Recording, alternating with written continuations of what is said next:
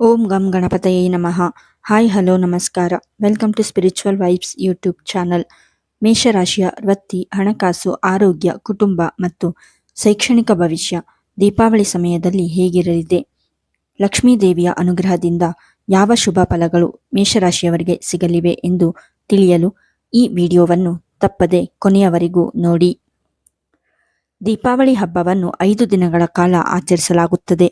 ಇದರಲ್ಲಿ ಧನ್ತೆರಸ್ ಅನ್ನು ಅಕ್ಟೋಬರ್ 19ರಂದು, ನರಕ ಚತುರ್ದಶಿಯನ್ನು ಅಕ್ಟೋಬರ್ 20, ಲಕ್ಷ್ಮೀ ಪೂಜೆಯನ್ನು ಅಕ್ಟೋಬರ್ 21 ಹಾಗೂ ಗೋವರ್ಧನ ಪೂಜೆಯನ್ನು ಅಕ್ಟೋಬರ್ 22 ಹಾಗೂ ಭಾಯಿದೂಜ್ ಅನ್ನು ಅಕ್ಟೋಬರ್ 23ಕ್ಕೆ ಆಚರಿಸಲಾಗುತ್ತದೆ. ಈ 5 ದಿನಗಳ ಆಚರಣೆಯು ಕತ್ತಲೆಯ ಮೇಲೆ ಬೆಳಕಿನ ವಿಜಯವನ್ನು ಸಂಕೇತಿಸುವುದು. ದೀಪಾವಳಿಯ ಈ 5 ದಿನಗಳ ಕಾಲ ವೃತ್ತಿ, ಹಣಕಾಸು, ಆರೋಗ್ಯ, ಕುಟುಂಬ ಮತ್ತು ಶೈಕ್ಷಣಿಕವಾಗಿ ಮೇಷರಾಶಿಗೇನು ಫಲ ಎಂದು ತಿಳಿಯೋಣ. ಮೇಷರಾಶಿ ವೃತ್ತಿ ಜೀವನ. ಅಕ್ಟೋಬರ್ 19ರಿಂದ ಅಕ್ಟೋಬರ್ 23ರವರೆಗೆ ಆಚರಿಸಲಾಗುವ ದೀಪಾವಳಿ ಹಬ್ಬ ಮೇಷರಾಶಿಯವರಿಗೆ ವೃತ್ತಿಯಲ್ಲಿ ಪ್ರಗತಿ ಹಾಗೂ ಏಳಿಗೆಯನ್ನು ತರಲಿದೆ. ಜ್ಯೋತಿಷ್ಯ ಶಾಸ್ತ್ರದ ಪ್ರಕಾರ ಒಂದು ರಾಶಿಯ ಶುಭ ಹಾಗೂ ಅಶುಭ ಫಲಗಳನ್ನು ತಿಳಿಯಲು ಗುರು ಹಾಗೂ ಶುಕ್ರನ ಸ್ಥಾನ ತುಂಬಾ ಮುಖ್ಯ.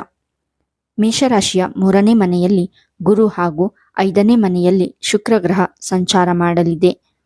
ದೀಪಾವಳಿ ಸಮಯದಲ್ಲಿ 3ನೇ ಮನೆಯಲ್ಲಿರುವ ಗುರು ಮೇಷರಾಶಿಯವರಿಗೆ ಉದ್ಯೋಗದಲ್ಲಿ ಮಿಶ್ರ ಫಲಗಳನ್ನು ನೀಡಲಿದ್ದಾನೆ. ಕೆಲಸದಲ್ಲಿ ಒತ್ತಡವಿದ್ದರೂ ಅದನ್ನು ನಿಭಾಯಿಸುವ ಶಕ್ತಿ ನಿಮಗಿರಲಿದೆ. ಉದ್ಯೋಗ ನಿರೀಕ್ಷೆ ಹಾಗೂ ಲಾಭದ ನಿರೀಕ್ಷೆಯಲ್ಲಿ ಇರುವವರು ಹೆಚ್ಚು ಶ್ರಮ ಪಡಬೇಕಾಗುತ್ತದೆ. ಮೇಷರಾಶಿ ಆರ್ಥಿಕ ಜೀವನ. ದೀಪಾವಳಿ ಸಮಯದಲ್ಲಿ ಮೇಷರಾಶಿಯವರ ಆರ್ಥಿಕ ಜೀವನ ಸ್ಥಿರವಾಗಿರುತ್ತದೆ. ಈ ಸಂದರ್ಭದಲ್ಲಿ ನಿಮ್ಮ ಖರ್ಚುಗಳು ಹೆಚ್ಚಾಗಬಹುದು. ದುಬಾರಿ ವಸ್ತುಗಳ ಖರೀದಿಗೆ ಹಣ ಖರ್ಚು ಮಾಡುವ ಸಾಧ್ಯತೆ ಇದೆ. ಹೀಗಾಗಿ ಈ ತಿಂಗಳ ಕೊನೆಯಲ್ಲಿ ಹಣ ನಿರ್ವಹಣೆ ಕಷ್ಟವಾಗಬಹುದು. ಆದರೆ ಲಕ್ಷ್ಮೀ ದೇವಿಯ ಅನುಗ್ರಹದಿಂದಾಗಿ ಹಾಗೂ ಶುಕ್ರನ ಸ್ಥಾನ ನಿಮ್ಮ ಜಾತಕದಲ್ಲಿ ಈ ವೇಳೆ ಬಲವಾಗಿದ್ದರಿಂದ ಸಕಲ ಸೌಕರ್ಯ ಪ್ರಾಪ್ತಿಯಾಗಲಿದೆ. ಆದರೆ ಇದಕ್ಕಾಗಿ ನೀವು ಕೊಂಚ ಸಮಯ ಕಾಯಬೇಕು, ಜೊತೆಗೆ ಹೆಚ್ಚು ಶ್ರಮ ಪಡಬೇಕಾಗುತ್ತದೆ. ಈ ಸಮಯದಲ್ಲಿ ಮೇಷರಾಶಿಯವರು ಹೂಡಿಕೆ, ಸಾಲ ನೀಡುವುದರಿಂದ ದೂರವಿರುವುದು ಉತ್ತಮ. ಮೇಷರಾಶಿ ಕುಟುಂಬ ಜೀವನ. ಮೇಷರಾಶಿಯವರ ಕುಟುಂಬ ಜೀವನ ಈ ಸಮಯದಲ್ಲಿ ಸುಧಾರಿಸಲಿದೆ. ನಿಮ್ಮ ಜಾತಕದ 5ನೇ ಮನೆಯಲ್ಲಿರುವ ಶುಕ್ರನ ಅನುಗ್ರಹದಿಂದಾಗಿ ಮನಸ್ತಾಪಗಳು ನಿವಾರಣೆಯಾಗಿ ಮನೆಯಲ್ಲಿ ನೆಮ್ಮದಿ ನೆಲೆಸುವುದು. ಈ ರಾಶಿಯ ಪ್ರೇಮಿಗಳಿಗೆ ಇದು ಸುಸಂದರ್ಭವಾಗಿದೆ. ನಿಮ್ಮ ಪ್ರೀತಿಯನ್ನು ಕುಟುಂಬಸ್ಥರು ಒಪ್ಪಿಕೊಳ್ಳುವರು. ಇನ್ನು ವಿವಾಹ ಯೋಚನೆಯಲ್ಲಿರುವ ಮೇಷರಾಶಿಯವರಿಗೆ ಕಂಕಣ ಭಾಗ್ಯ ಕೂಡಿ ಬರಲಿದೆ. ಅಂದುಕೊಂಡ ಸಂಗಾತಿ ನಿಮ್ಮ ಕೈ ಹಿಡಿಯುವರು. ಸಂಗಾತಿಯೊಂದಿಗೆ ನೆಮ್ಮದಿಯ ಜೀವನವನ್ನು ನೀವು ನಡೆಸುವಿರಿ. ಈ ಸಮಯದಲ್ಲಿ ಏಕಾಂಗಿಯಾಗಿರುವವರಲ್ಲಿ ಶುಕ್ರ ದೇವ ಪ್ರೀತಿ ಚಿಗುರೊಡೆಯುವಂತೆ ಮಾಡಬಹುದು. ಮೇಷರಾಶಿ ಶೈಕ್ಷಣಿಕ ಜೀವನ.